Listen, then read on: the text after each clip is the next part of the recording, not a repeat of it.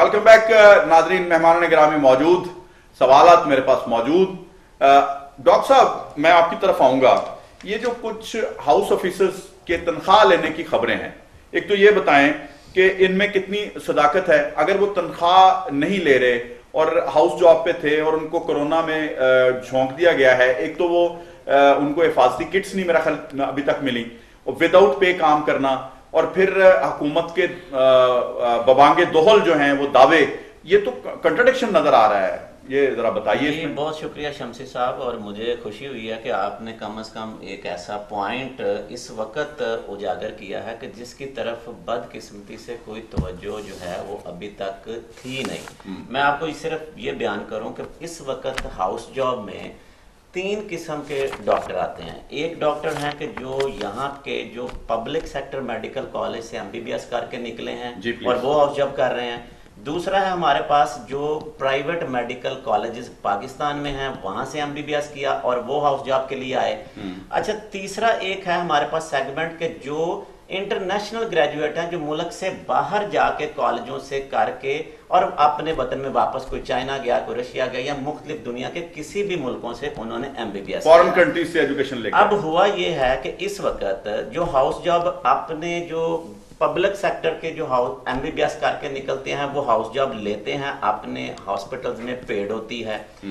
दूसरा कुछ पीछे इशू बना था कि जो प्राइवेट मेडिकल कॉलेजेस है, इनके MBBS को जो है ना वो नहीं मिल रही थी, पे नहीं मिल रही थी। तो सुप्रीम कोर्ट ने एक जजमेंट भी कुछ अर्सा पहले पास की थी, और जहां पे गवर्नमेंट को और प्राइवेट सेक्टर को बाउंड कर दिया भी हाउस ऑफिसर जो है कोई भी विदाउट पे काम नहीं करेगा। उनकी जिम्मेदारी उनके प्राइवेट कॉलेजेस ने कुछ हद तक ले ली, और उसमें भी अभी कुछ शिकायतें मौजूद हैं। अब आखिरी सेगमेंट जो मजे का है ना, जो इस वक्त देखना है, बदकिस्मती देखें। सबसे पहले इंटरनेशनल ग्रेजुएट जो यहां से, और मैं भी इंटरनेशनल ग्रेजुएट हूं, हम लोग जाके मुल्क से बाहर तालीम हासिल करते हैं अपने पैसों पे, और उसके बाद हम वहां पे स्टे नहीं करते, हम पाकिस्तान में आके अपने हेल्थ सिस्टम में वापस आके एनरोल होते हैं। PMDC हमसे एग्जाम लेती है, एग्जाम पास करने के बाद जब देखें ना, आपने एक दुनिया के किसी मुल्क से भी किसी ने डिग्री हासिल की है, जब आपकी काउंसिल ने उसका एग्जाम लेके उसको अपने पास रजिस्टर्ड कर लिया, अब वो पाकिस्तान का रजिस्टर्ड MBBS डॉक्टर हो गया। बिल्कुल ठीक। अब वो हाउस जॉब के लिए मारा मारा फिरता है। पहले नंबर पर तो ये इंटरनेशनल ग्रेजुएट्स जो हैं, इनको हाउस जॉब के लिए अभी तक भी बावजूद कोर्ट्स में भी केसेस चले हैं, चल भी रहे हैं, लेकिन कोई नहीं। अब इस वक्त 3000 के करीब, जो मेरी एक इंफॉर्मेशन है, 2000 से 3000 के करीब बच्चे जो मुख्तलिफ अस्पतालों में, जिनके पास कोई चॉइस नहीं है, वो इस बात पे भी आमादा हो जाते हैं कि यार हमें हाउस जॉब दें, हमारा कैरियर तबाह हो रहा है। ठीक। वो अनपेड काम कर रहे हैं। जो मेरा पॉइंट था आज ये बताने का, देखें इस वक्त हुआ क्या कि ये 2-3 हजार बंदा अपने इस वक्त पैंडेमिक में भी विदाउट पे खिदमत कर रहा है। आप कंस्ट्रक्शन को पैकेज दे रहे हैं, आप मुख्तलिफ एहसास के तहत सारे प्रोग्राम, लेकिन जो फ्रंट लाइन, जो वॉरियर आपके इस वक्त, अब ये कल भी मेरी अपने उन बच्चों से, क्योंकि वो जूनियर है हमसे, कि सर ना हेल्थ पंजाब गवर्नमेंट ने, ना फेडरल गवर्नमेंट ने, हेल्थ सिस्टम ने, अल्लाह के बंदो उनके लिए भी तो कुछ आप अनाउंस कर दें, उनको भी तो पे चाहिए ना।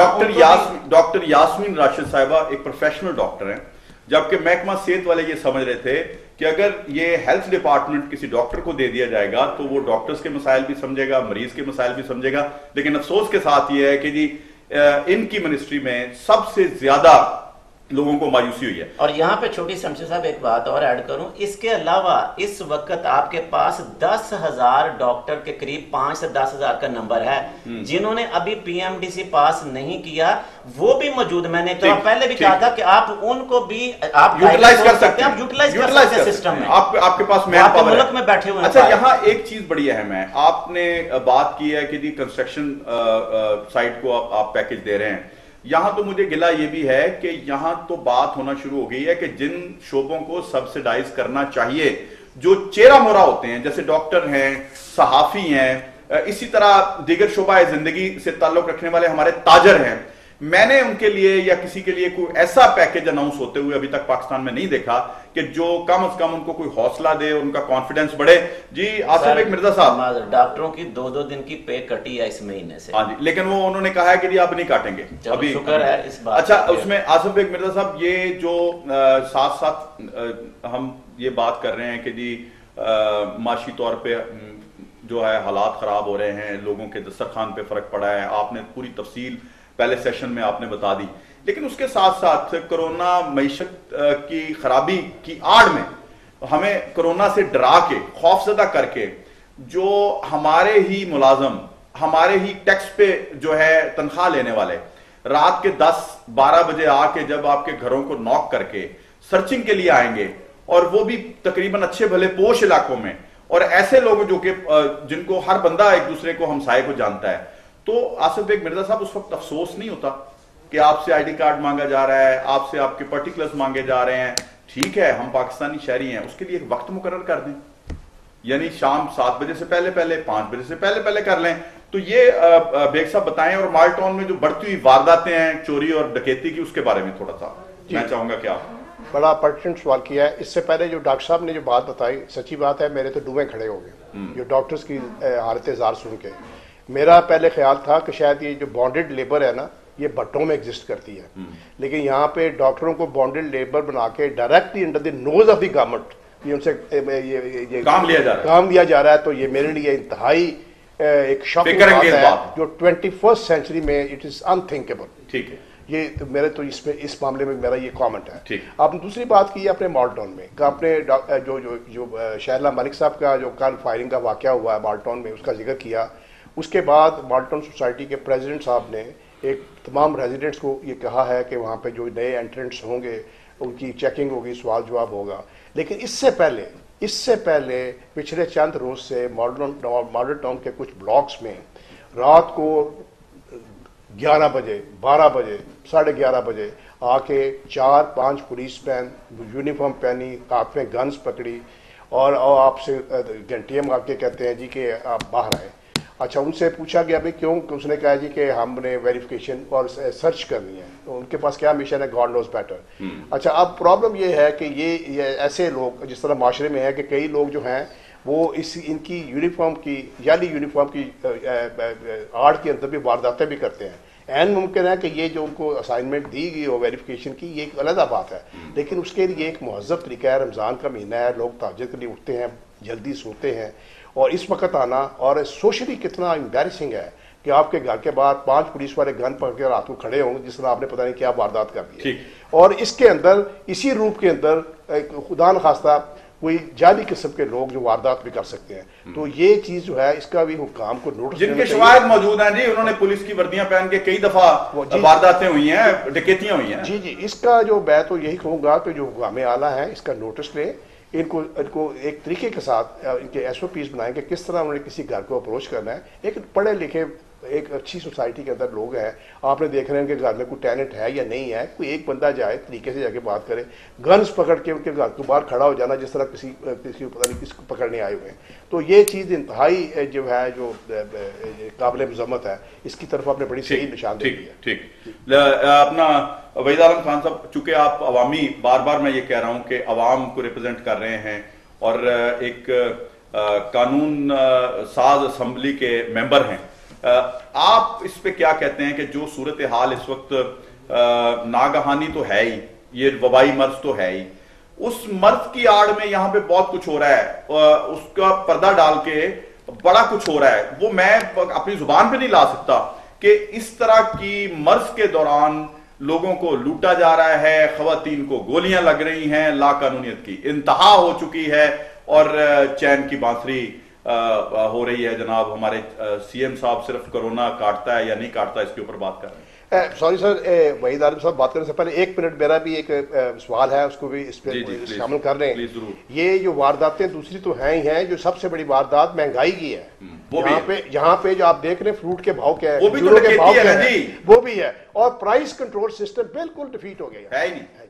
जी सर, सॉरी जी, मैं अर्ज करता हूँ कि ना सिर्फ ये बात जो आप कर रहे हैं, इस वक्त ना गवर्नमेंट की कोई पॉलिसी किसी शोबा ज़िंदगी में नज़र नहीं आ रही। आपने पहले देखा कि मेडिकल में कोरोना आ गया और तमाम हॉस्पिटल्स ने ओपीडीज और दूसरे मरीजों को अटेंड करना छोड़ दिया। आज सुन रहे हैं कि आज से वो शुरू कर रहे हैं, लेकिन ये देखें कितनी नाअहली है कि इतनी बड़ी तादाद में लोग जो हैं वो मौजूद हैं। और फिर दूसरी तरफ ये जो वारदातें हो रही हैं किसी का ध्यान नहीं जा रहा। मैं खुद वंस मैं उसका आईजी साहब के पास गया, उनको मैंने बताया कि लाहौर में 78% जो लोकल छोटी छोटी वारदातें हैं वो बढ़ गई हैं। स्ट्रीट क्राइम, हाँ, स्ट्रीट क्राइम बढ़ गया है। और उनकी अपनी वो जो कैलकुलेशन है वो भी यही बताती है कि बढ़ गया है। तो उस पर भी कोई तवज्जो नहीं दी जा रही। और ये साथ साथ ये सारी बातें देखें ना, अब महंगाई की बात है, दूसरी बात है कहीं पर गवर्नमेंट की रिट नजर नहीं आ रही। चाहे वो महंगाई हो, चाहे वो अमन आमा की सूरत हाल हो, चाहे कोई और सूरत हाल हो, हर तरफ वो कंफ्यूज नजर आ रहे हैं। बातें उनसे जितनी मर्जी सुन लें, उनको बिठा लें, आपको बातें करते जाएंगे करते वहीद आलम खान साहब, यहाँ माजरत के साथ अपोजिशन भी जो है वो इतनी एग्रेसिव नजर नहीं आ रही। ये समझ से बालातर बात है सर। मैं आज करता हूँ, वो एक धीमी सी आवाज आती है बिलावल साहब की, तो वहां मुराद सईद के तुंदो तेज जुमले, पर्ची वाला, यार चेयरमैन तो है वो पर्ची वाला है, पता नहीं, अब मुझे नहीं, कोरोना के दिनों में आपको उसकी पर्ची याद आ गई है।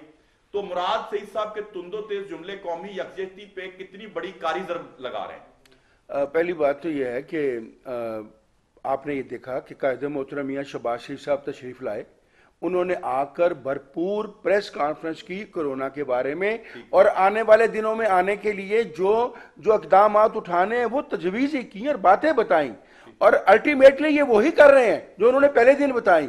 लेकिन अगले दिन उनको नोटिस मसूल हो गया कि ये आपने बोलना शुरू कर दिया, हम तो आपको अंदर कर देंगे, आप बोलेंगे तो हुकूमत के खिलाफ। ज़ाहिर है जो अपोजिशन होती है उसका ये फर्ज है हुकूमत की कोताहियों की निशानदेही करना और उन्हें बताना, और उनका काम है कि सबको साथ लेकर चलना, इसको ले लेना।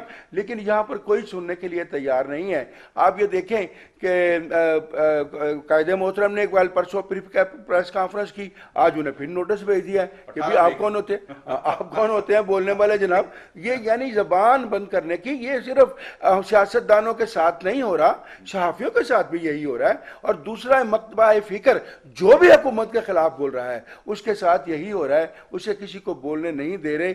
ये तो सिर्फ एक बात बता रहे हैं कि यानी वो नीरू बांसुरी बजा रहा था, वो कहता था सब ठीक है आने दे कोई बात नहीं। इसी तरह इमरान खान साहब, उजदार साहब, सब लोग जो हैं यही बांसुरी बजा रहे हैं, इनकी बात सुन ले, वो यही कहते चले जाएंगे कि सब कुछ ठीक है, सब कुछ ठीक है, ये हो रहा है, ये हो रहा है, ये हो रहा है। लेकिन ऑन ग्राउंड रियलिटी एक चीज भी ऐसी नजर नहीं आती जिससे लोगों को फायदा हो, लोगों की रोजमर्रा जिंदगी पर, लोगों की कुव्वत खरीद पर कोई फायदा हो, लोगों की महंगाई पर कोई असर हो कि उनको किस तरह करना है। वहीद आलम खान साहब, यहाँ मुझे ये बताएं कि आपको इतना बड़ा मौका मिला था, फजल रहमान साहब आ गए थे अपना मैदान में, इसी तरह पाकिस्तान पीपल्स पार्टी, मुस्लिम लीग नवाज और दीगर लोग, क्योंकि मैं समझता हूं कि अपोजिशन के जो मामलात होते हैं वो हुकूमत ड्राइविंग सीट पे होती है, और ये कम से कम हुकूमत की गलत ड्राइविंग को या उसकी गलत डायरेक्शन को मेंशन जरूर करती है। लेकिन हमने ये देखा है कि तमाम तर मौके मिलने के बाद, क्योंकि कभी नजरियाती जब मैं लोगों को देखता था, जब यंग लाइफ में हमने, या अब आप ये ना समझ लीजिएगा कि मैं बहुत बूढ़ा हो गया हूं, लेकिन कम से कम आज से 20, 25, 30 साल पहले की जो सियासत है, 40 साल पहले की, वो हम अगर अपने सामने रखें तो उसमें कम से कम जेल भरो तहरीक या दीगर मामला, ये मेरे ऊपर ही नोटिस ना आ जाए सुबह कि जी ये प्रवोक कर रहा है लोगों को, लेकिन इतना जरूर है कि इसको लोग तुर्रा इम्तियाज समझते थे, जबकि आज यूटर्न को तुर्रा इम्तियाज समझा जाता है। जरा वहीद आलम खान साहब इस पर थोड़ी सी बात कर देना। बात यह जी, इस तरह बात करेंगे तो मामला जो है वो ज्यादा खराब हो जाएंगे, इस पर खामोश रहना जो है वो ज्यादा बेहतर है।